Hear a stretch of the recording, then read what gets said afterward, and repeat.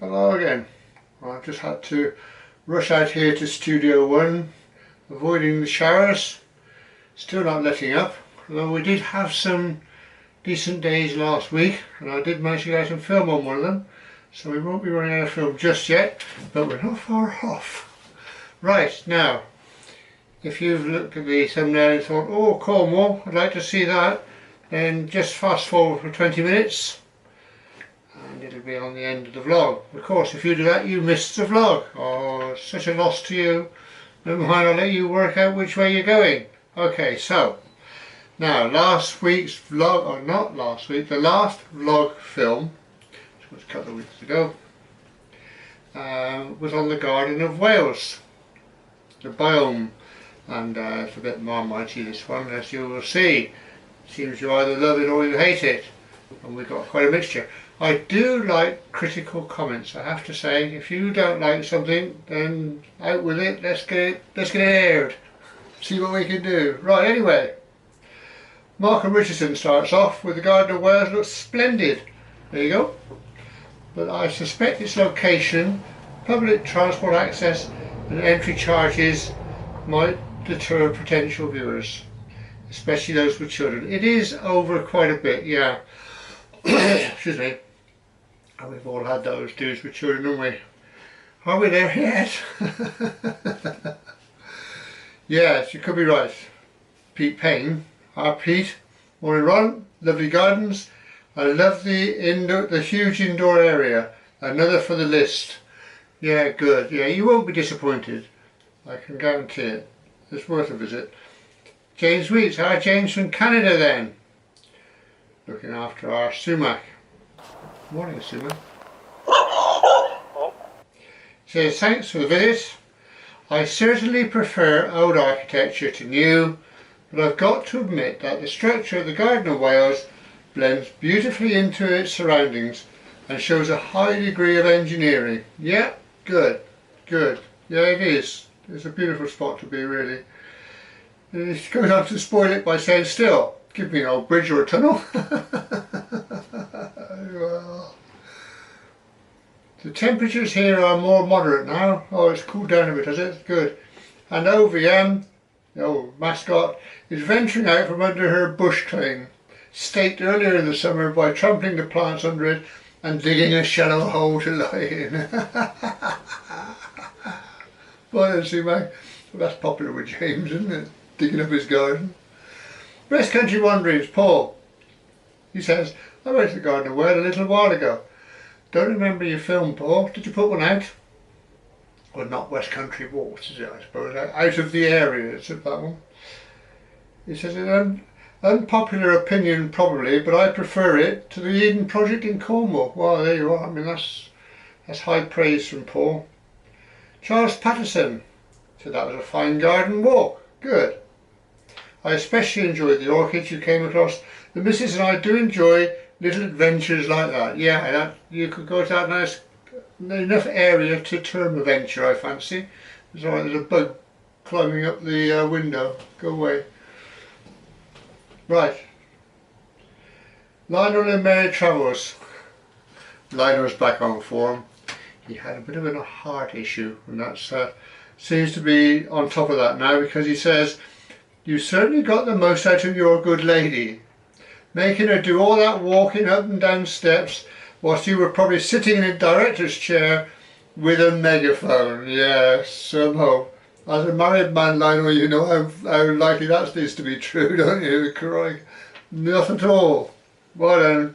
Thank you, Lionel. Donny. Awesome mix of ancient and modern engineering, enhanced by nature's beauty. Mrs. Ron must have the patience of a saint to be the constant focus of your camera. Yeah, that's a long way from the truth, I think. Yeah, patience of a saint. I don't think so. Jim Nichols. I love gardens, Ron, but I wasn't very impressed with that. Well, there you go, Jim. It's the wrong season, I guess. I didn't give it its best chance, did I, to be honest. I mean, I went in the winter. God knows why we went in the winter. Anyway, we did. I suspect it's a different place altogether in the summer. There you go. Now then, a report from David from Spain. Our David. There's a roving report. Whoa, David's over visiting our fair country. And he says, well, at this time I'm in writing, I was on the move. We're on the 1845 to Portsmouth in Southsea. So far I've only heard one clickety and no clacks. He said, I'm not sure why that might be. Oh, bingo! Just spotted an additional arch of a bridge on the Midhurst line. St Hubert's next. Uriah's doing fine. She wasn't quite so overwhelmed to see that arch, mind.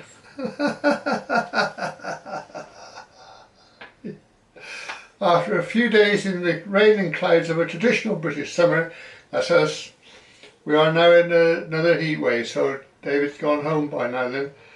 Maybe up to 44 degrees tomorrow. Is that survivable, 44? Gee whiz.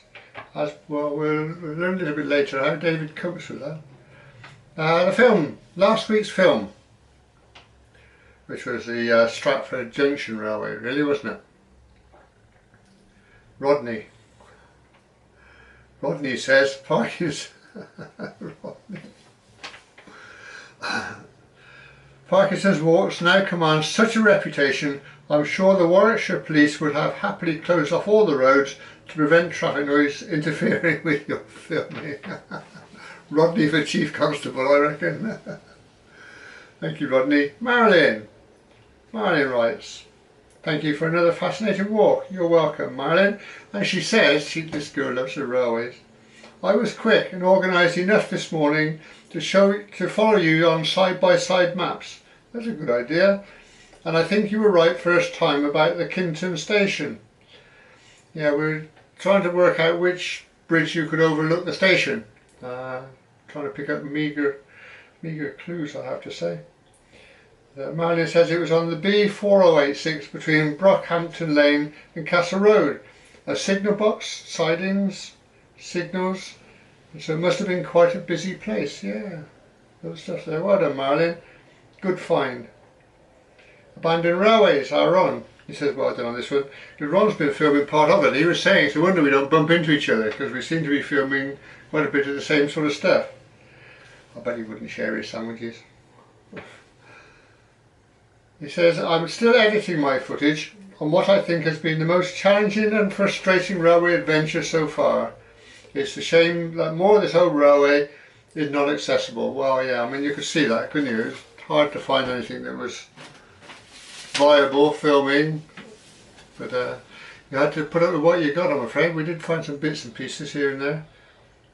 Malcolm Richardson says, some fading remains along the way.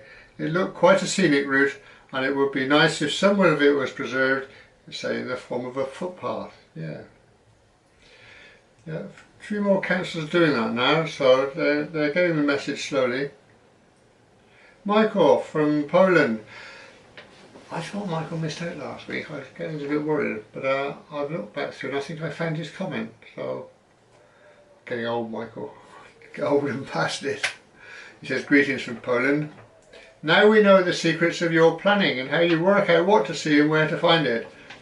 He says, I'm surprised that more hasn't been made of the trackbed, bearing in mind where the line is. You know, of course, it terminates in Stratford-upon-Avon, so you think there would be a lot of call for additional cycle routes. Though they do have the Greenway, don't they, which we were looking at the other day, which goes down to the experimental place, and I can't think of the name now. It's just, I'll tell you, I'm getting old. West Country Wanderings, our Paul. He said, this covers an area I've not explored yet. Apart from the Kinton end of it. Some confusion over how that village is pronounced. Well, I didn't have much confusion before, but now you've given me some. Yet I asked at the bakery and was told it's Kyneton. However, others insist it's Kyneton. You pay your money? Yeah, you certainly do. And Paul got on to remind us that he actually did the military railway, what parts he could get to it. So if you go onto Paul's channel and start hunting for the military railway, that's worth a look. Trev.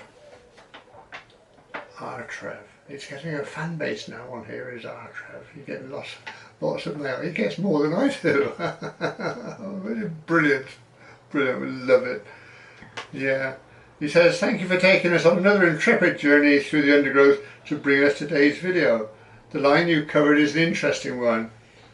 As you said, it's one of the very few that provides an east-west connection between the lines running north-south up and down the country. And then Trev goes into the detail of how that came about, how it developed, what came on stream, what went off stream, various bits and pieces. And I know a lot of you have read it through and taken it to heart, because there's quite a few comments to Trev on that, which is brilliant. And Trev's answered them as well. Thank you, Trev. Brilliant. Thanks for that. David again then from Spain. Back in Spain now. Morning Ron, on time today, getting up early as it's the only way to get anything done at the moment. And although you probably didn't hear him, a cockerel just crowed in agreement. Oh, I heard him, yeah, noisy thing. Yeah. So what David and his good lady have to do now, if you want to do anything, is you get up very early and get it done. Because I guess by about mid-late morning, it's just got too hot and you just have to sit it out. Yeah. David says, the star of the show today was that bridge weight warning sign. Yeah, it's amazing. I can't believe that's still there. That's amazing. Maybe you should ask Simon to put one on his layout for you to inspect. As for those missing coping stones, I wonder if anybody on here knows where they might be. Yeah, well, if they do, they're keeping quiet. Railway, Christina. Christina. Lovely late summer light, a glorious English afternoon, and railway remains. Don't get much better than that. Yeah, I agree. All that's left are the MOD rails at Kyneton Munitions Depot, Burton Bassett, which also stores rolling stock. And she goes on to say, this girl knows her railways.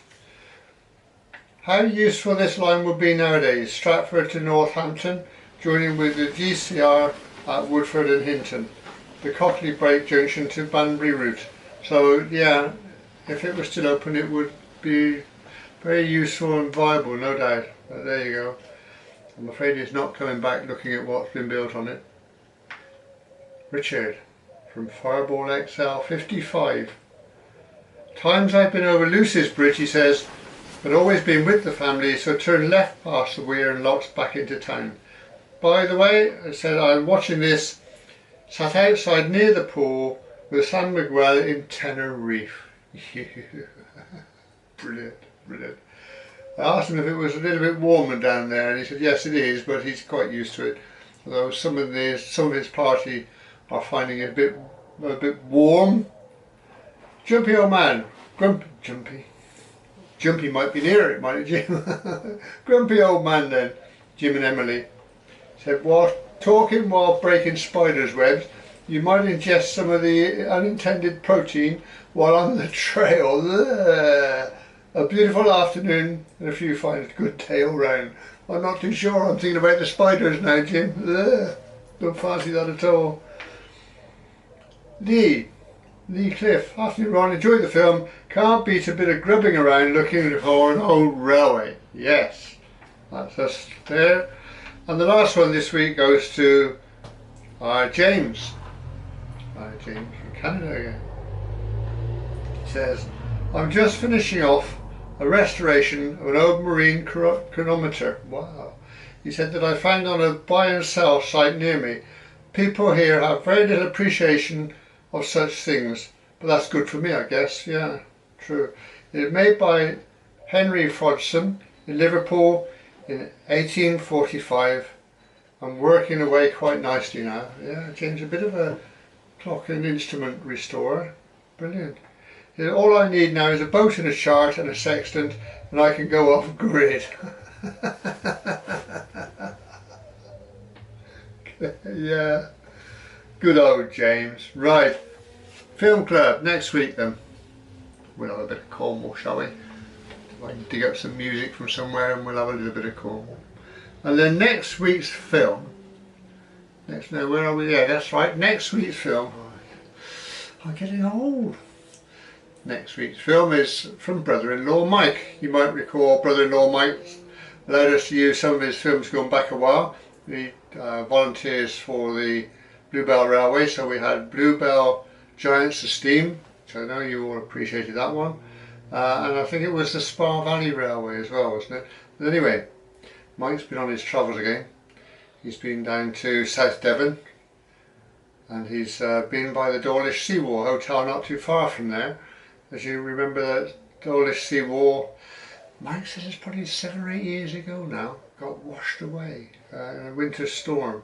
And it's rebuilt now, but it's still not finished. They're still working on it. Anyway, we'll see a little bit of that. We'll see a little bit of mainline, and also he's visiting the Dartmouth to Paignton Steam Railway. Yes, we get a steam railway. So we'll be there. This is the first of 2 films. So we'll see that one next week, and then we'll see the one after that 2 weeks later. So look forward to that. You need to get yourself down to South Devon for next Friday then, so don't be late at the train station, and I'll see you there.